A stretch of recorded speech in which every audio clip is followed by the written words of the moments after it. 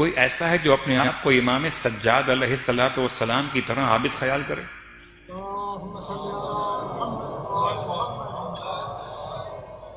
ہم میں سے کوئی ایسا قطعاً نہیں ہو سکتا. ہم تو ان کے غلاموں کے قدموں کی خاک کے برابر بھی نہیں ہیں. میں اپنی بات تو کر سکتا ہوں، آپ صاحبان ایمان مجھ سے افضل. لیکن مسئلہ کیا ہے؟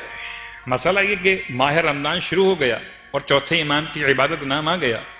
چوتھے امام، کیا آپ میں سے کوئی چاہتا ہے کہ چوتھے امام کا کوئی ایک عمل میں اور آپ اختیار کریں؟ ماہ رمضان میں چوتھے امام کیا خاص کام کرتے تھے؟ ایک خاص کام جو آج میں اور آپ اطمینان سے کر سکتے ہیں. وہ خاص کام کیا کرتے تھے؟ وہ سال بھر اپنے غلاموں اور کنیزوں کے ہونے والی کوتاہیوں کو، سال بھر جو ان سے غلطیاں ہوتی تھیں، جو کوتاہیاں ہوتی تھیں، اس کو میں اپنے الفاظ میں کہتا ہوں کہ نوٹ کر لیا کرتے ہوں گے. لفظ نوٹ تو میرے اور آپ کے الفاظ، روایت کے الفاظ نہیں.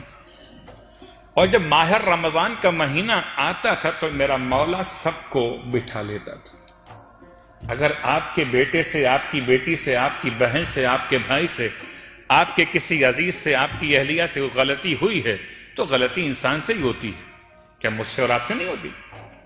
ماہ رمضان میرا مولا سب کو بٹھا لیتا تھا، اور بٹھانے کے بعد ہر ایک کو یاد دلاتے تھے مولا کہ جو تم سے ہوا اس کا نام لے کر نہیں کہ کون سا گناہ ہوا، کون سی غلطی ہوئی، یہ نہیں. جو تم سے سال بھر جو کچھ بھی ہوا، میں خدا کو حاضر اور ناظر بنا کر کہتا ہوں میں نے تمہیں معاف کیا. ہے کوئی جو آج ماہ رمضان میں امام سجاد کی سیرت پر عمل کرنے کا ارادہ کرے تو صلوات پڑھ لیں، باقی نہ پڑھیں. یہ صلواتیں مخصوص تھی، سب کو نہیں پڑھنی تھی. جو ارادہ کرے چوتھے امام کی سیرت پر عمل کرنے کا، میں ان سے کر رہا تھا. جو اپنے بھائی کو معاف کر سکتا ہو، اپنی بہن کو معاف کر سکتا ہو، جو اپنی اولاد کو معاف کر سکتا ہو، جو اپنی شریک حیات کو معاف کر سکتا ہو، اس سے بات کر رہا ہوں میں. اگر آج میں اپنے مولا کی سیرت کو بیان نہ کروں، کل میں ذمہ دار ہوں.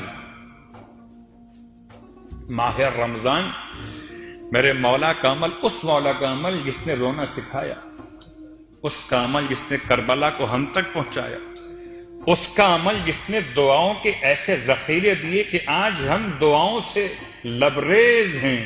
کسی مکتب میں اتنی دعا نہیں ملے گی جتنی دعا امام سید سجاد کی برکت سے یہاں ملے گی.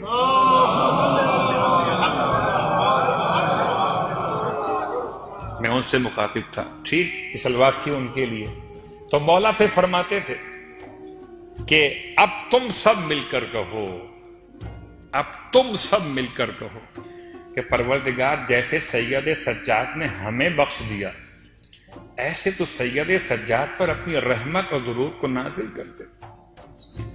گویا یہ امام کا طریقہ میرے اور آپ کی ہدایت کے لیے، معصوم کا عمل من حیث عصمت عمل نہیں ہے.